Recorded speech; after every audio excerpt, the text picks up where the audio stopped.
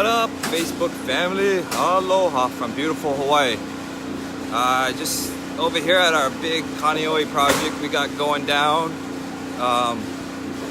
It's definitely a big project, and I seem to keep going for bigger and bigger and harder and harder. That's one thing I think I notice about myself. After doing one hard project and you think it's hard, everything else becomes easier, and so I keep on going for harder projects. This project here, for example, is a beast. It's a almost 5,000 square foot home, and the homeowner passed away. His wife took over. She ran out of the cash, and we bought it for just a little above the land value over here in Kaneohe. The view is unreal out here. The view is crazy. I'll get up there to the top maybe in a second here, but really I was getting on here to talk about some of my trials and tribulations and some of my things I've always struggled with as we grow and progress through this process. I've been in Fortune Builders Mastery for about 2.5, maybe about 3 years now, and we started off, took a little while to get our first deal under our belts, but after we did, I think it was maybe 6-9 months, somewhere in there, excluding some of my other little stuff I've done. You know, we really just took off and rolling. I think we're up to about 20 or so properties now we've flipped, and now we're really pushing it. I got 3 we're working on, 1 more that's just finishing and hitting the market Friday, 2 in escrow to be sold. Also 1 selling on Friday, and I'm stoked for that one. That was our Manoa one, and that was a beast. And I had a lot of issues with permitting and doing the whole permitting process. I can definitely talk about. And we have another one just being sold. It's a small little tiny house we did. And we're buying 2 more out in Eva, and another one on the west side. And now as we grow and just try and carry so much projects, even when you're selling them to buying them, you know, it's still carrying costs you have to come up with. Keeping track of all the funds and the money. You know, last week I think I spent 70 grand alone. It's definitely been a learning process of money management and money management into each project. And I'm always looking for any advice how you guys do it all out there, how you guys money manage everything from taxes wise. You know, I have 5 projects going on right now. I'm going to buy stuff and trying to keep everything allocated per project, because I actually buy all the material, and I do a lot of I don't do the work obviously, but I control a lot of it that way, and that way for me I can keep the costs down. And tax wise, figure out where everything goes to each house is definitely, I've been getting a little jumbled up lately with things. And I heard some strategies about how to manage multiple properties at the same time, from having multiple credit cards, keeping each project on its own credit card, to maybe potentially have different bank accounts for each project, doing 5 or 6 at a time. We were up to 7 a couple months ago at a time, and holding and buying, and you know, just in my possession of escrow to buying or selling and working. You know, money management is huge, especially when you're spending so much money. I love to listen to what Hector has to say about how he does it all, because his costs, I mean, he's doing easily, you know, 100 grand a week all the time. And you know, this is getting the next step for me, is managing it all this and really staying on top of everything and not let anything you know, lapse or anything. That's huge, from the money part of it all the way down to the tax side of it. You know, that's definitely a little goal of my own, to really clean up and pursue it myself, to clean it all up and just get it straightforward. Any suggestions, definitely welcome from anybody out there, whatever you guys think. Other troubles I've had, you always have troubles with contractors, with selling it. We just finished the Manoa project, and we had a huge house we finished. It was another $1 million project, and the house next door across the street was actually getting fixed up and that one was kind of poorly done, I should say. And the neighbors called the Department of the state for the permitting and everything. And they didn't pull permits, as we didn't pull permits either, of course. I don't really normally pull permits. Technically you should. Anytime you move any electrical or plumbing or any load-bearing walls, you need to be pulling permits. But you know, that's a long process here in Hawaii, and it can takes about 6 months sometimes to do a permit. And so in that project, we actually had the state inspector come over to our project as he was checking the one next door and notices us, and then he hit us with, "Hey, where's your guys' permits? You know, what's going on? You guys are doing," you know, we tried to pull the, "Hey, you know, we're just doing a little bit of work, you know, just cosmetic," but it was still in the beginning of the project where you can see a lot of it was, you know. So he said, "Hey, just pull an easy permit." So we did. We pulled a simple rehab. There's different kinds of permits. We pulled a simple one, and we weren't going to close it. We were just going to leave it pulled and satisfy the inspector. Hey, we pulled the permit. You know, in the process of closing, hey, we'll just sell it and move on. But as we get selling it, the seller asked us to close out the permit and finish everything. And so here we are with a completed house, but the permit's not done. So luckily I had some friends. We just got the plumber and electrician is your main guys you got to pull. We got them to sign off for us, but then the state came back and just kept on asking for all these little things that you know, to me I was like, oh my gosh, that's so stupid. We had to put a railing on top of a railing. Just this, some of it was just ridiculous and didn't make sense.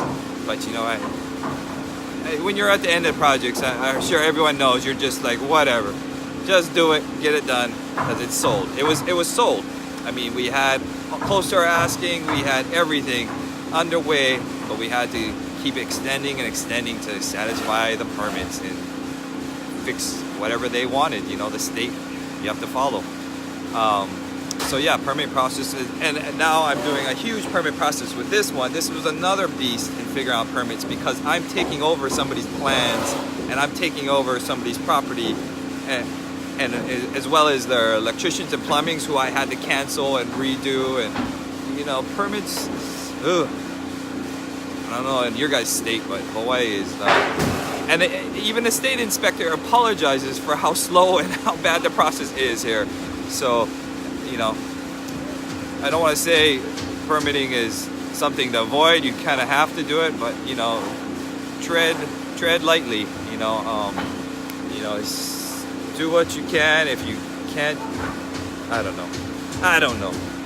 I just keep moving forward. That's my motto. Keep moving forward. But permits are another issue. Look at this. I had this huge issue that I couldn't sleep at night. So get this. So this driveway, you just poured. Steps just poured. Rock wall just poured. The driveway originally, we couldn't even drive up it. You couldn't even drive up into that side of the house. We spent about $15,000, $16,000 bringing this whole driveway down about 5 or 6 feet. I was gone over Mother's Day weekend. They came and poured, and they poured it too high. Now I gotta freaking have them dig out this whole newly poured slab, bring it back down to about where my hand is, and regrade it. Because if you see that truck right there, that truck is almost bodying it out. So this is a $1.4 million house. I gotta be able to fit the Tesla or the Mercedes-Benz or whatever they drive into this place. So we're gonna make them pour it all out, tear it all the way out, re-pour it all. I've been losing sleep over this at night because it's just bothering the hell out of me. Because I spent so much money to bring this thing down. This driveway was super low, and then they poured it back up to almost where we originally started. And it's partly my fault. I didn't communicate well with I have a Samoan guy doing this one. He does great work. You can see this beautiful rock wall and these beautiful rock steps he did. And we'll put some nice lava rock on top of it, make it really smooth at the end. But the driveway, it was Mother's Day weekend, I was gone, and man, that's another thing I struggle with, not be able to be at the projects all the time, and there's always something that comes up. There's something changed or missed or happened, and I always kick myself in the butt. You know, I do have a project manager who's out there on the road with me, and not with me, but at the projects, and just struggling with that too. You know, you can't be everywhere at once, and there's always something comes up. This house, we had some changes, and the guys didn't let me know about the changes, which I was kind of bummed about, but they're following the plans, so we gotta stick to the plans, and we can do some interior changes, which is okay.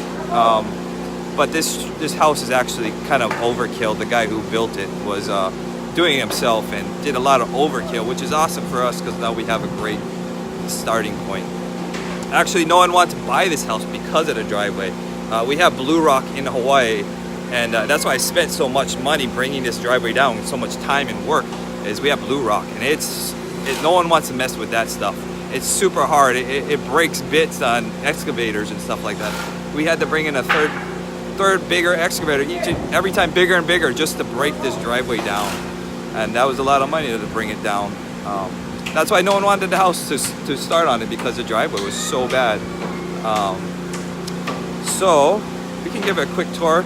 So we ended up, the driveway used to kind of go up into that garage area. We ended up closing that side of the garage. We moved our steps to over here inside our house, and we got the second story was already done, and you can almost see that third story. That third story we just framed in, and let me give you a quick tour. It's gonna be loud up in here. We don't have power, so everything's generators and air compressors right now. But yeah, just working on bigger and better projects. You know, I would have never taken on a project this big from the start. I mean, our rehab budget's $400,000, and you know, our ARV is 1.4. It's nice we can play around with the ARV a little bit in this neighborhood. House below is selling for $4. One sold for $6 up the road. Yeah, they were a little more elaborate and a lot more elaborate in their builds, but so it's nice that we know. But here's just the view from here. I mean, this house is all about the view. The view is amazing. So there. I'm gonna turn it around. We're just gonna walk through real fast, all right, guys? Our kitchen, that's gonna go. We're gonna cut that out. There's our new steps. So our new steps, these are all gonna be big windows. This is basically our family area down here. That is our kitchen over there. That will be all gone. And we're gonna have a huge living room over there. This is really just the entertaining side of the house. The bedrooms and the masters and everything is all up here on this third floor. And this is about 2 weeks of work. They got this thing all framed in now, just ready to go. We gotta put a roof on it and hurry up and cover up our floors. Because again, this has been sitting out for weathered for probably six months or so. I mean, these floorboards, he's got 2-inch plywood on the floor. The guy before us built. I mean, our trusses, everything about this house was really done strong and great, which is awesome to us. But this is our view. This is out in Kaneohe, on the east side of the island. And that's Chinaman's Hat out there. Beautiful bay. They call this area poor man's Lanikai, really. These are all, this house right there is on the market for $4 million. These are all just amazing houses all by us. And really, you know, it's the view. You know, we have a quarter acre of a lot up here. It's another thing, I got raw land back here. This is like my Manoa project. I gotta create something back there. So I'm gonna tear down the jungle with chainsaws and just create. I mean, my land actually goes really far back up, but I just tackled this in Manoa, and I'll just tackle it and make a little nice playing area, nice sod, some grass, plants, do the whole 9 yards, and just make it beautiful, make it great again. But yeah, trials and tribulations. Everything's not all sugar coated and lollipops. It's definitely a struggle, even from, of course, everyone knows, of finding the deal, figuring out your cash, your funds, and all that stuff. That's always, you know, the challenge to it all. But As long as you guys keep doing what Fortune Builders has taught you, and everywhere, deals come from. I'm surprised. Sometimes I'll be focusing on one thing, and a deal will come from completely left field. So to me, you can't just be focused all on one thing. You know, you really got to keep your eyes and ears out there always, because deals come and it happens. And then you really got to get to work and figure out everything of the funds, the rehabs, your contractors, getting all your documents together, of course. You know, it's always a fun thing. And getting into bigger projects like these, you know, you have something to start with. You have a zero canvas. And I was just standing over here in the master. This is the master, and this is the master bathroom. And I was figuring out how to make a beautiful bathroom in here. You know, with the tub over there. See, like, look at that bathroom, overlooking that. I'll put a tub over there and a nice big glass shower with no walls. Try and make everything glass. But, you know, always the cost is an issue too. You got to keep your budget. You got to stick things into a budget and make everything work with what you had planned. That's definitely a challenge. Actually, I'm going to get this house blessed also. I hate standing over here, but I hate telling people this, but yeah, let's not talk about that. We need to get the house blessed. And I kind of used to do it on a lot of my houses, actually pay for a house blessing, just because you start fresh, it's good. You know, I'm a spiritual person, I believe in God, and I think it's a cool thing to do on a lot of our projects. You know, blessing for even our workers and our families and everybody. But yeah, that's all it for now. This project is out in Kaneohe, and I will definitely keep you guys posted on this one, and keep you updated with everything and how it's going, and trying to think of anything else. You know, there's always so much struggles in this business, and juggling it all from administrative to cash for keys with tenants. But that's why I'm stoked, because I got you guys to talk to and figure it out together, because I know so many of you have been through some of it that I may be struggling with, as you know, as I can help people out on theirs. But aloha everybody, and I hope it's warming up there in the beautiful mainland, and as we always have beautiful weather here in Hawaii. But you guys have a great afternoon and a great evening. Aloha.